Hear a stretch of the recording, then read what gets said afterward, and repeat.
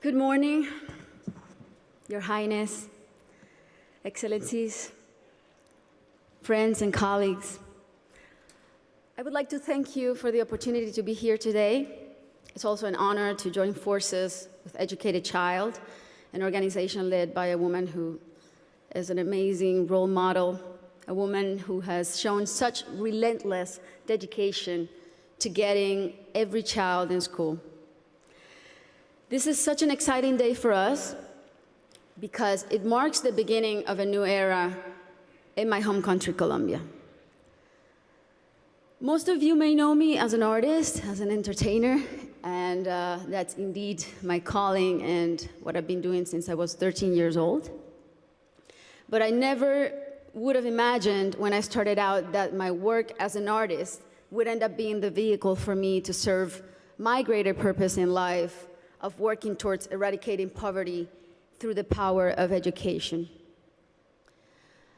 As a Colombian citizen, inequality is a concept that sadly one becomes very familiar with at a very young age.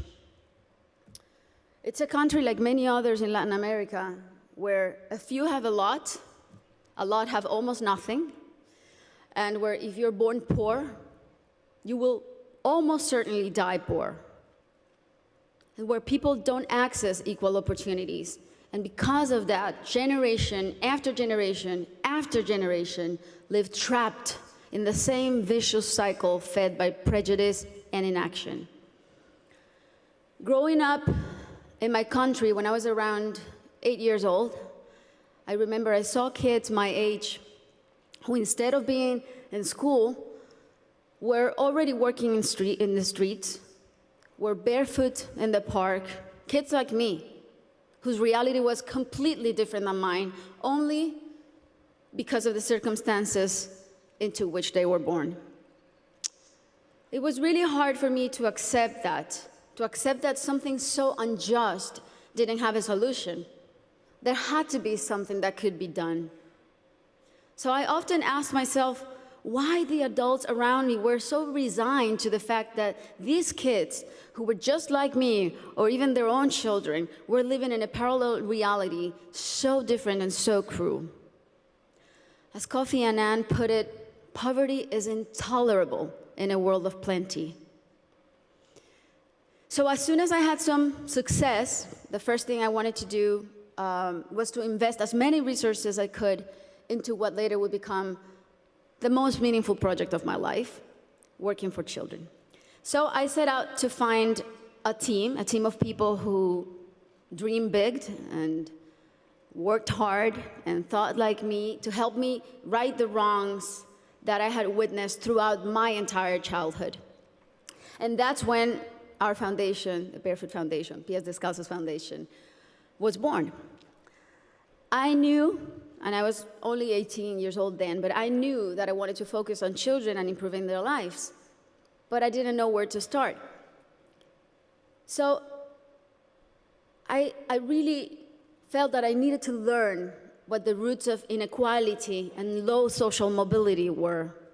So I decided to study the reasons why children were working in the streets, or why some children were being recruited by the violent organizations like the paramilitary or the guerrillas. Why were so many children suffering from chronic malnutrition? And I realized that most of the issues that children face in my country had and have a common denominator: the lack of access to quality education.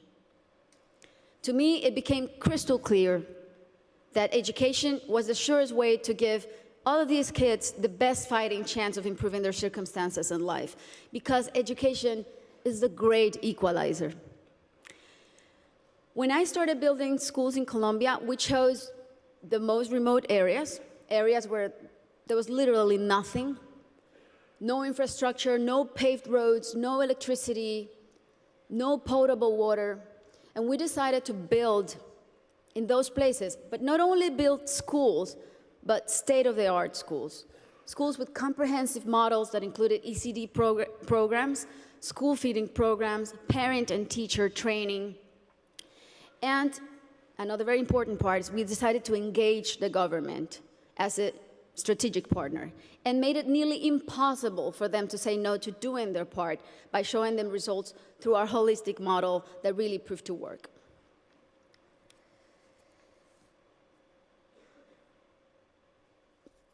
We noticed that as soon as a school is built in those places, everything is transformed. The improvements to the infrastructure were jaw-dropping. Electricity, potable water were made available, made accessible. Roads were paved. Malnutrition plummeted. But the best part of all is the academic results.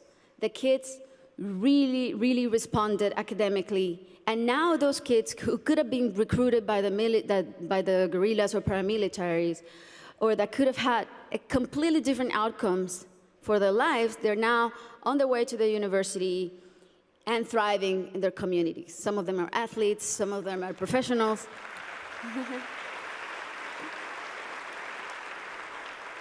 That's why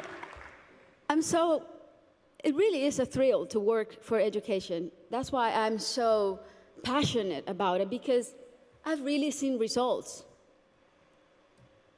that are as palpable as this podium. And seeing all these success stories that have a name and a last name has been one of the most rewarding things I've done in my lifetime, even more so than winning Grammys, I think.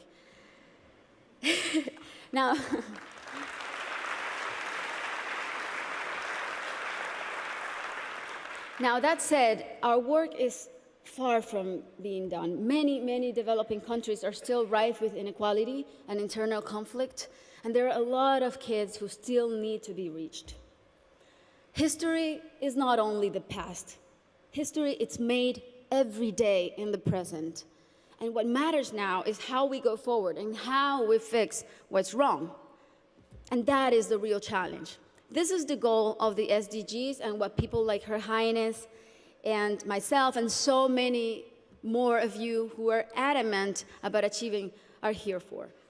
Facts don't lie, and numbers show what an incredible return on investment a quality education provides. For instance, if all students in low-income countries left primary school with basic reading skills, 171 million people could be lifted out of poverty. Systemic change often begins from the bottom up rather than the top down. The government must take responsibility, and we should all put as much pressure as we possibly can, but the rest of all, the civil society, should also do their part. What we have discovered, both at Pies Descalzos and Educated Child, is that many times only one single barrier to entry, such as no access to transportation or basic needs like a functioning bathroom, can prevent a kid from attending school or even put them at risk of dropping out. Sometimes, all it takes to change a child's life is the security of a hot meal in school or the ease of being able to hop on a bus that will leave you safely at your classroom's door. It's as simple as that. And these are simple interventions, and they don't cost a lot. The biggest effort, really, is in mapping the communities, in going door to door, searching for the out-of-school children, talking to the parents, talking to their families. Giving a name and putting a story behind these children is the first step to start rewriting their story. Over the next 3 years, we pledge to get 54,000 kids who are out of school or at risk of dropout into the educational system. Ultimately, more than 295,000 people will benefit from this project, including children, teachers, families, and community members. New schools and classrooms will be built. School kits and uniforms will be distributed. Children will be enrolled in school, feeding and transportation programs. Teachers will be trained in strategies and in how to identify those students who are at risk so they can receive psychosocial support.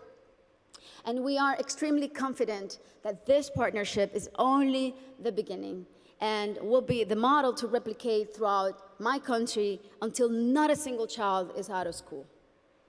This is our responsibility. Thank you. This is our responsibility to our children and our debt to fulfill for the generations to come. Thank you very much.